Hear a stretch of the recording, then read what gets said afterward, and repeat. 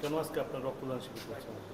আমরা সকলে অবগত আছি, আমাদের দেশের যশস্বী প্রধানমন্ত্রী নরেন্দ্র মোদীজির ৭৫তম জন্মদিবস উপলক্ষে সারা দেশের ব্যাপী আমরা ত্রিপুরা রাজ্যেও সেবা পাক্ষিক সপ্তাহ আমরা পালন করছি, যেটা চলবে আগামী ২রা অক্টোবর অবধি।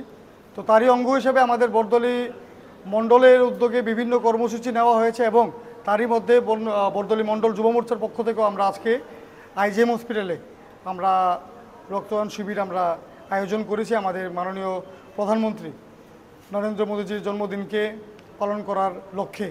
এবং আমরা চাই যে আমরা আগামী দিনেও আমাদের আরও অনেক কর্মসূচি আমরা হাতে নিয়েছি এবং আমরা আমাদের প্রধানমন্ত্রীজির জন্মদিন আমরা সেবার মাধ্যমেই আমরা পালন করতে চাই। আমরা এখানে টোটাল ২৫ জনের মতো ডোনার আছে এখানে। তার মধ্যে কিছু মেডিকেল চেক আপের মাধ্যমে যদি কেউ বাদ যায়, তারপরও আমার যতটুকু অ্যাসেসমেন্ট রয়েছে ২০ থেকে ২২ জন তো মিনিমাম আমাদের ডোনার আজকে হবে। এবং আমরা গত পরশুদিনও আমরা প্রতাপগড় মণ্ডল, বনমালীপুর মণ্ডল এবং বরদলি মণ্ডলের পক্ষ থেকেও কিন্তু আমরা গত পরশুদিনও আবার আমরা রক্তদান শিবির আমরা আয়োজন করেছিলাম।